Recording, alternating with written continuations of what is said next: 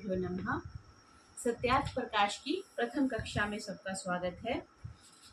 सत्यार्थ प्रकाश महर्षि दयानंद सरस्वती जी की एक अमूल्य कृति है, जिसमें उन्होंने करीब 3000 ग्रंथों के गहन अध्ययन के बाद उनका सार निकाल करके हमें सत्यार्थ प्रकाश के रूप में प्रस्तुत किया है।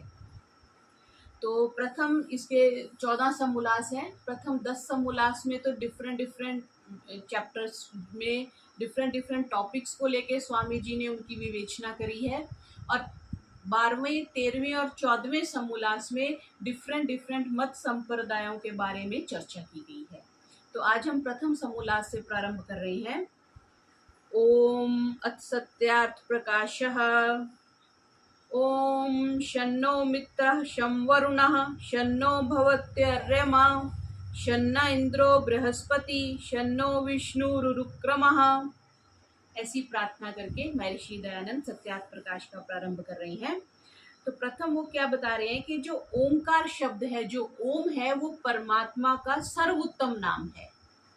जैसे हमारे बहुत से नाम होते हैं, लेकिन हम किस नाम को प्रेफर करते हैं? कुछ लोग होते हैं ना कि हम निक नेम रख देते हैं कुछ घर में, लेकिन निक नेम की कोई वैल्यू नहीं होती। वैल्यू किसकी होती है? जो आपके सर्टिफिकेट्स में है, जो आपके 10th में है, जो आपके, या आजकल को तो आधार कार्ड में जो है, जो आपके वोटर कार्ड में है। आपकी आइडेंटिटी क्या है? जो आपके आधार कार्ड में है। Not that with name your parents are calling, your friends are calling, that is not your identity.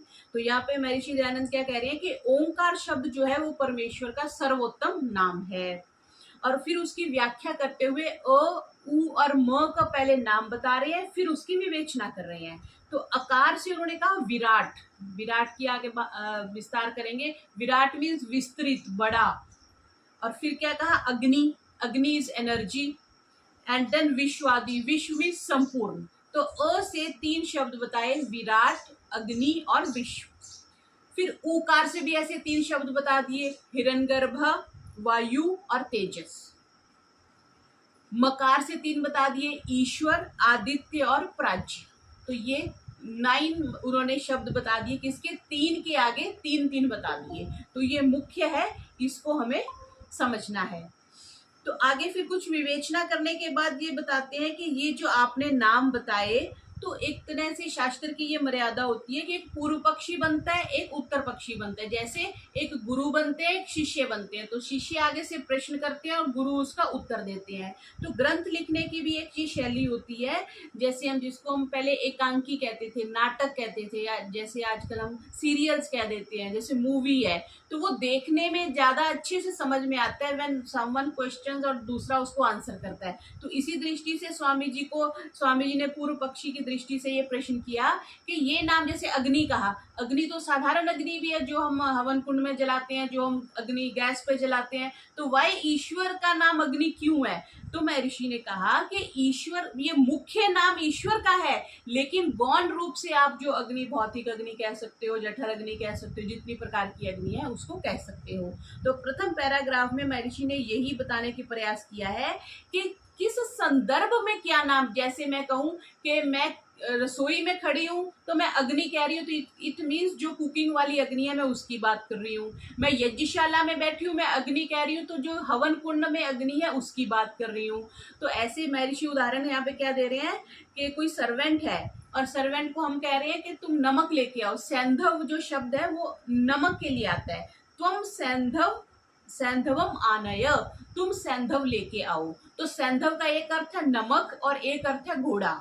तो स्वामी जी यहाँ पे ये कह रहे हैं कि अगर तो जो उसका मालिक है वो किसी यात्रा पे जाने वाला है, अगर तब कहा है तुम सैंधव आनय, तो मीन्स तुम घोड़ा लेके आओ। और अगर वो भोजन कर रहे हैं उस समय सैंधव मांगा तो वो नमक मांग रहे हैं। तो हमें प्रकरण के अकॉर्डिंग इस चीज को समझना चाहिए, तब उसका नाम जो है वो सही होता है। जैसे इसको हम आजकल ऐसे कह देते हैं ना, प्रायवाची शब्द होते हैं ना, जैसे सूर्य का नाम आदित्य भी है, रवि भी है, भानु भी है। तो किस संदर्भ में क्या नाम का प्रयोग करना है, यहाँ पे पहले जो कुछ विवेचना करी है उसमें महर्षि ने ये किया है। फिर आगे कुछ मंत्रों का उदाहरण दे करके स्वामी जी ये बता रहे हैं कि हमारे वैदिक वाङ्मय में ओम का नाम आया है, और ओम किसके लिए आया है उसको मनुस्मृति का एग्जाम्पल देके कह रहे हैं कि कोई एक परम पुरुष है जिसकी संज्ञा जो है वो ओम है। तो जो इसका मुख्य मुख्य हम देखते हैं, जैसे प्रथम में कहा ओम खम ब्रह्म, हम संध्या में भी ये मंत्र का प्रयोग करते हैं।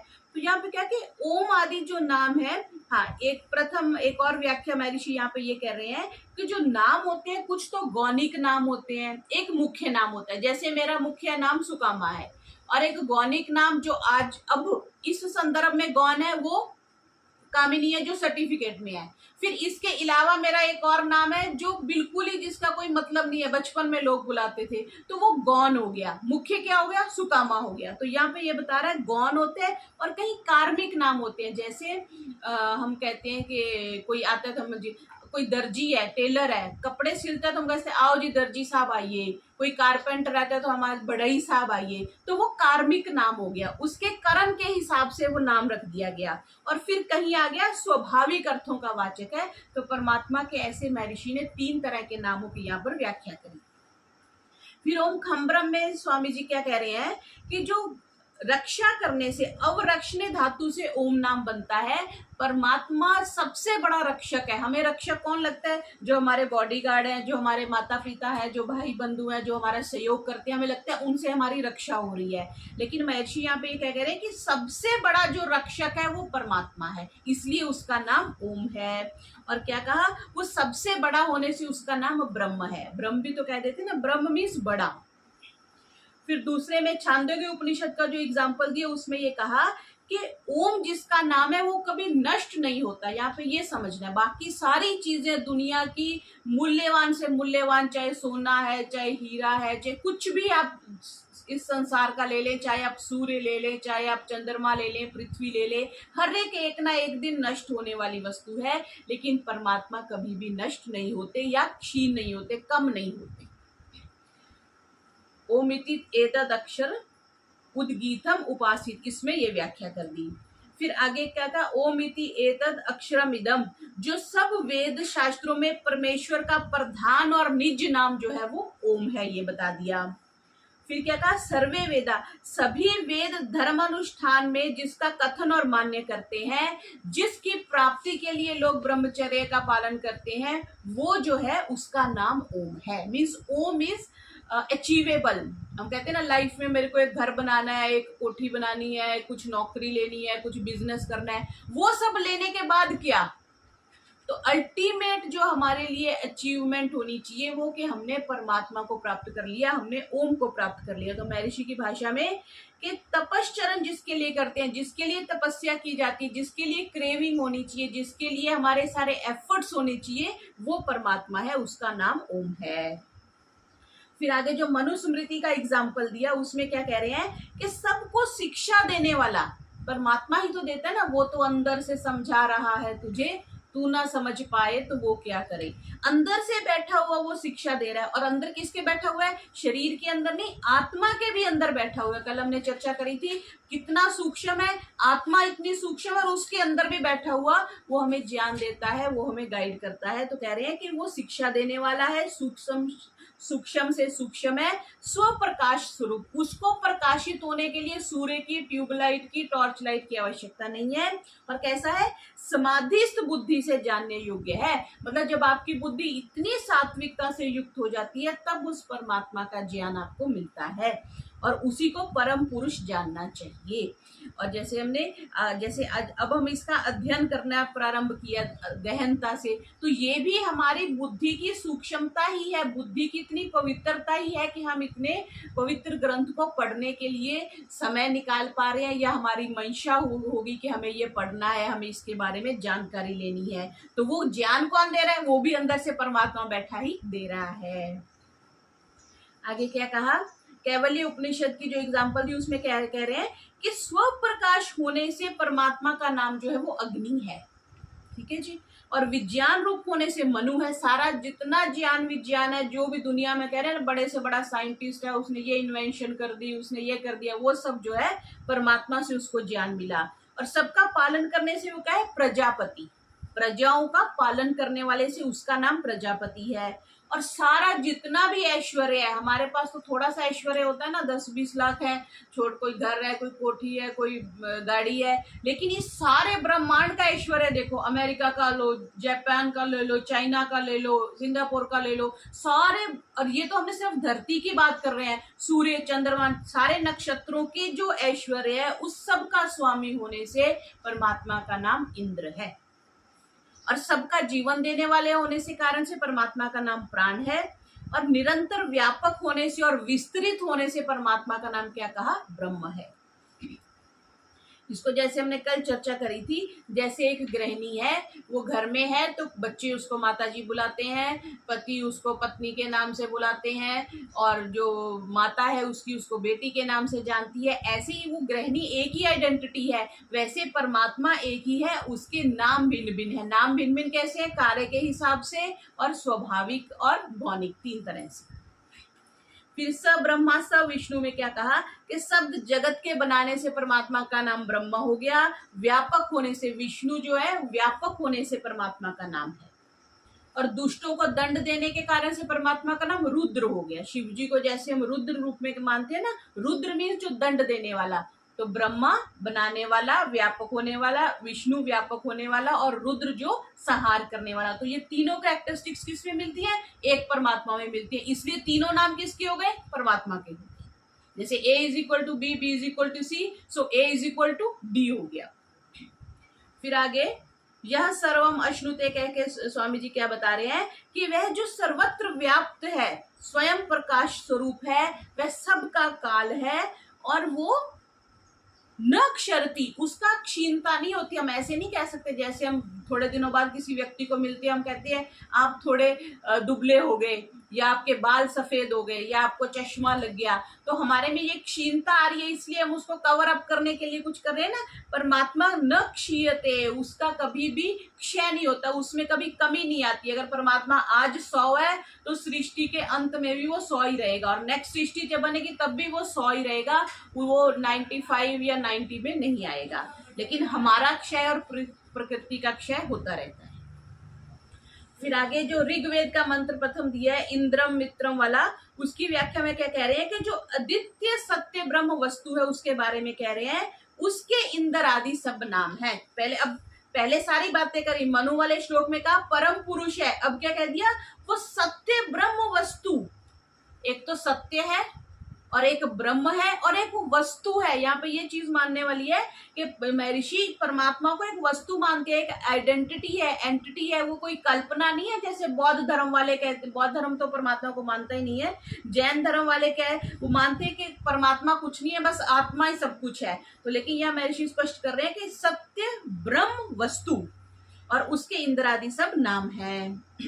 फिर आगे जो व्याख्या करी उसमें कह रहे हैं, प्रकृति आदि दिव्य पदार्थों में व्याप्त है, परमात्मा व्याप्त है, और जिसके उत्तम पालन और पूर्ण कर्म है। यहाँ पे जो समझने वाला सब्जेक्ट वर्ड है वो है पूर्ण कर्म। हमारे कर्म कभी भी समाप्त पूर्ण नहीं होते, हमारे हमेशा अपूर्ण होते हैं। हम यज्ञ करते हैं, पूर्णमिदं पूर्णात् पूर्णमुदच्यते बोलते हैं ना, सो बस यज्ञ ही पूर्ण हम कर सकते हैं, बाकी हम कुछ नहीं पूर्ण कर सकते। हम कुछ बनाते हैं, कुछ प्रोडक्ट बनाते हैं, कल उसका न्यू वर्जन आ जाता है, कुछ आ जाता है, उसको अपडेट करना है। तो वर्जन्स क्यों आ रहे हैं? क्योंकि वो परफेक्ट नहीं था। तो परमात्मा कैसे पूर्ण कर्म है? ऐसा कभी नहीं हुआ कि जैसे सृष्टि की आदि में संसार चला था, मनुष्य थे, भोजन करते थे, मुंह से ही भोजन करते थे, नाक से सूंघते थे, आंख से देखते थे, आज भी वैसा ही, उसमें कोई भी चेंजेस नहीं है।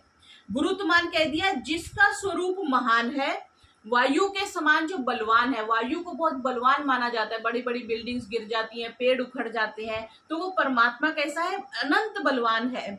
और इसलिए परमात्मा के दिव्य, सुपर, गरुत्मान और मातृश्वा ये नाम है। आप ऐसा करेंगे, आप इसके नोट्स बनाएंगे, क्योंकि मैंने भी बनाने शुरू किए हैं, क्योंकि सत्यार्थ प्रकाश सबको कठिन क्यों लगता है कि हम उसके नोट्स नहीं बनाते। तो नोट्स बनाइए, जो जो नाम परमात्मा के महर्षि बता रहे हैं उनको उनके आगे लिखते जाएंगे। फिर आगे भूमि रसी वाले में क्या कह रहे हैं कि जिसमें सब भूत प्राणी होते हैं, जैसे वो बच्चे एक बड़ी सारी बॉल में घुस जाते हैं ना, फिर वो बॉल घूमती है, बिल्कुल ऐसे ही ये सारा ब्रह्मांड परमात्मा ने एनगल्फ किया हुआ है। परमात्मा इसके बाहर भी है और अंदर भी है, इसलिए ईश्वर का नाम भूमि है। भूमि में बहुत कुछ है ना, जितने हमारे मेटल्स मिलते हैं, पेट्रोल मिलता है, जो कुछ भी है वो सारा धरती के गर्भ में है, धरती से मिल रहा है, इसलिए परमात्मा का एक नाम भूमि है। फिर आगे कह रहे हैं इंद्र परमेश्वर का नाम है, इसलिए प्रमाण लिखा, प्रमाण दिया। फिर प्राणाय का व्याख्या कर रहे हैं कि जैसे प्राण के वश में सभी इंद्रियां होती हैं, वैसे परमात्मा के वश में सारा जगत है, परमात्मा से भिन्न कुछ भी नहीं है।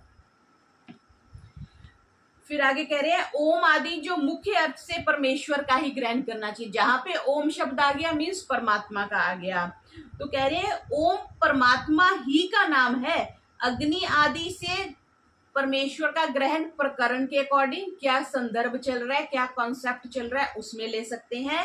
प्रकरण और विशेषण नियम कारक है। यहाँ पे स्वामी जी ने दो शब्द लिखे। प्रकरण हम समझ गए, जैसे मैंने बताया अग्नि, किचन में भी अग्नि है और यज्ञशाला में भी अग्नि है। वैसे विशेषण, विशेषण किसी की विशेष क्वालिटीज के लिए हम कह देते हैं, उसके लिए कहा। तो इससे क्या सिद्ध हुआ कि जहां जहां भी स्तुति, प्रार्थना, उपासना कर रहे हैं, वहां पे एक सर्वज्ञ व्यापक ब्रह्म, जिसने पूरे ब्रह्मांड को बनाया है, जिसको चला रहा है, जो इसको नष्ट करेगा, उसका ग्रहण किया जाना चाहिए। तो यहां तक हमने देखा।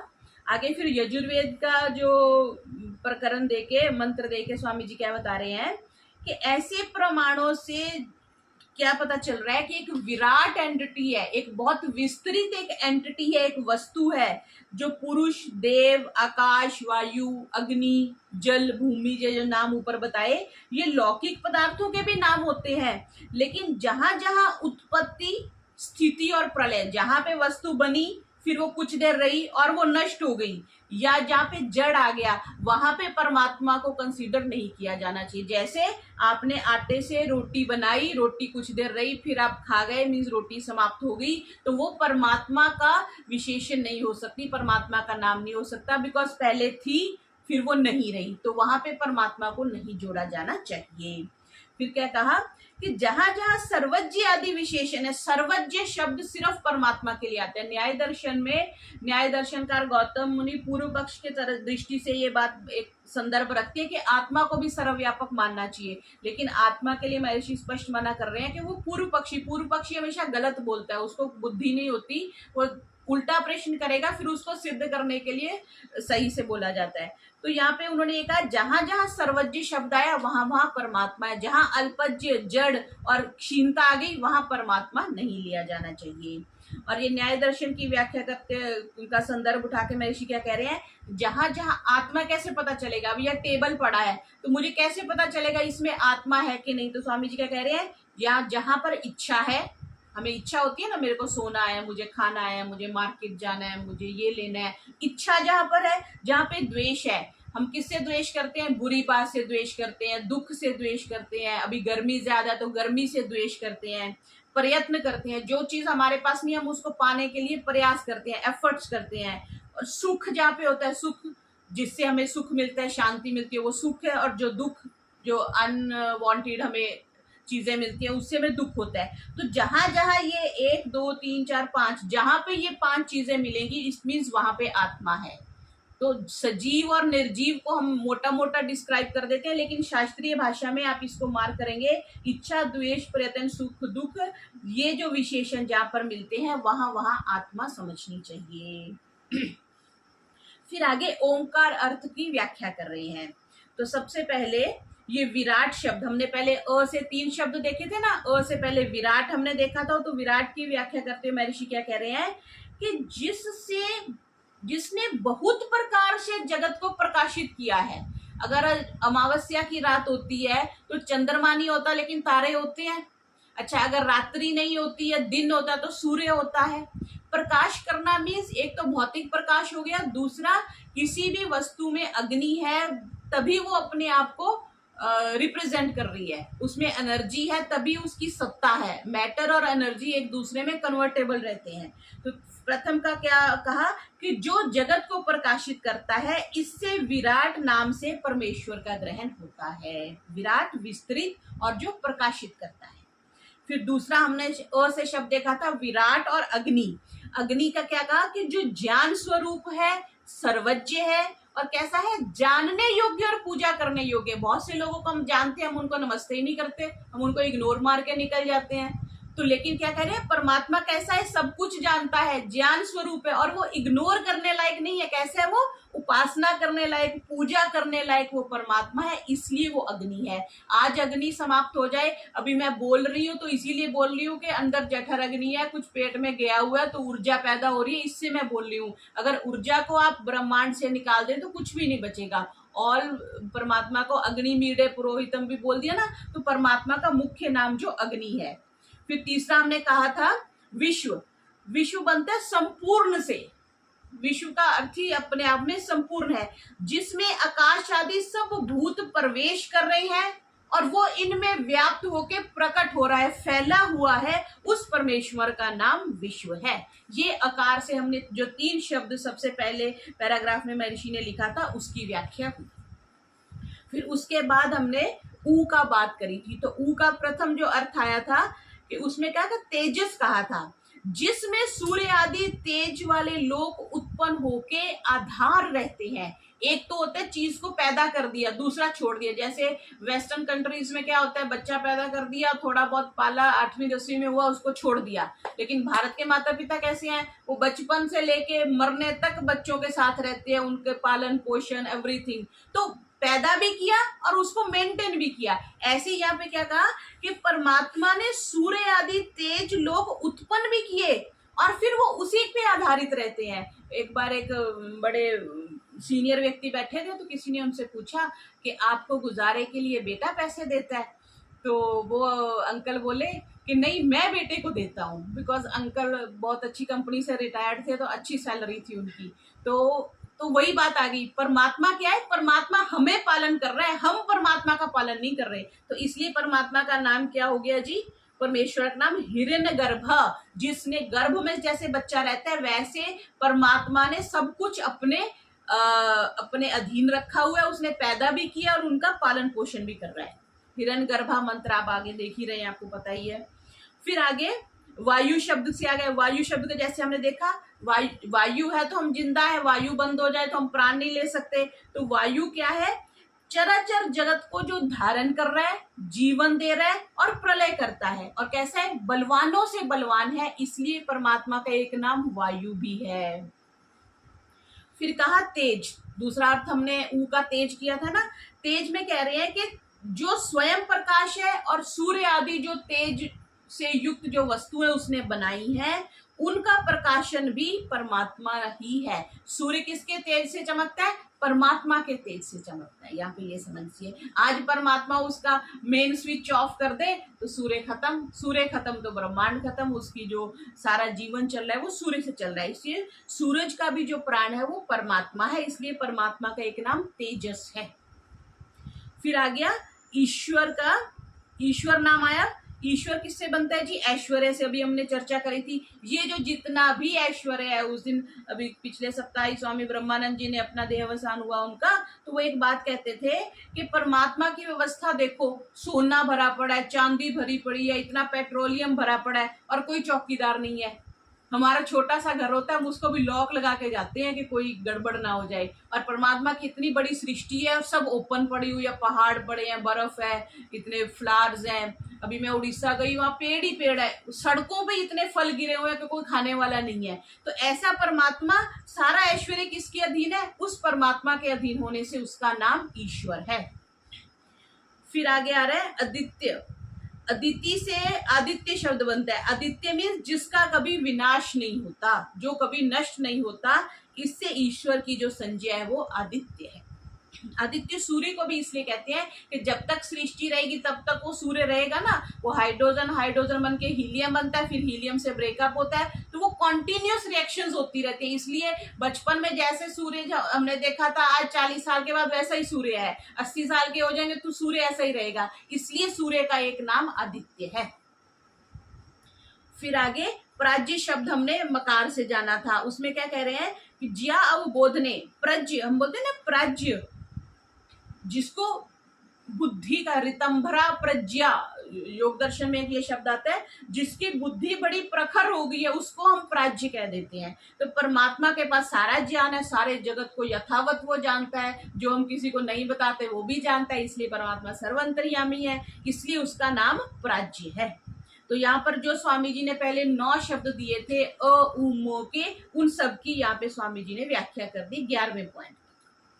फिर आगे बता रहे हैं, जो उन्होंने सबसे पहले मंत्र बोला शन्नो मित्र वाला, उसमें कह रहे हैं कि जो मित्र आदि नाम आया है, मित्र क्या परमेश्वर के हैं। मित्र सबसे जो अभिन्न मित्र है हमारा वो परमेश्वर है।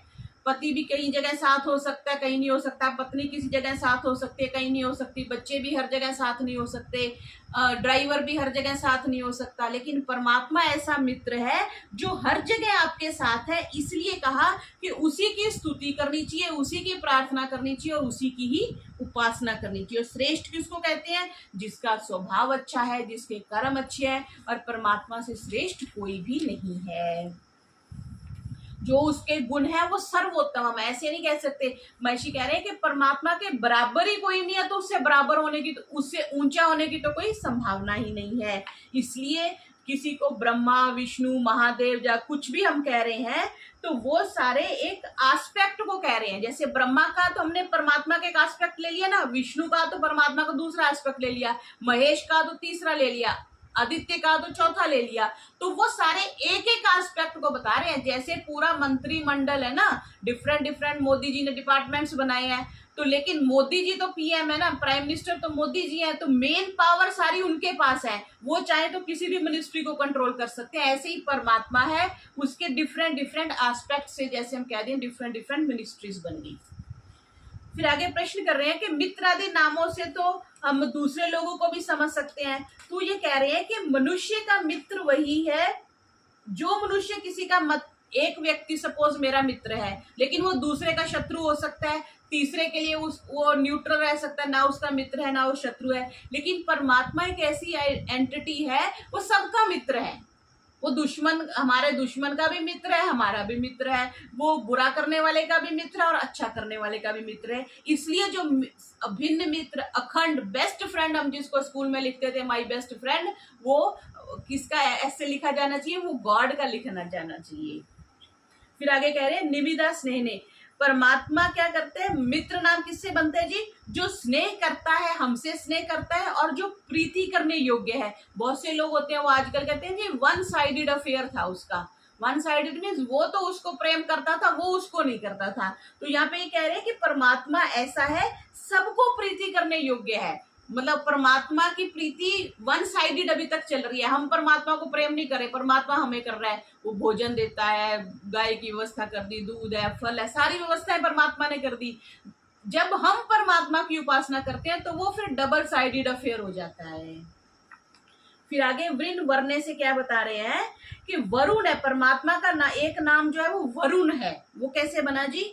जो आत्मयोगी, जो मुक्ति की इच्छा करने वाले हैं, जैसे हम लोग हैं अभी सत्यार्थ प्रकाश पढ़ रहे हैं, तो वो मुमुक्षु व्यक्तियों के द्वारा वरण करने योग्य है। वर इसी से बनता है ना, वर वधु कहते हैं ना, वर हो गया पुरुष हो गया, वधु होगी जो दुल्हन होगी। तो दुल्हन किसका वरण करती है?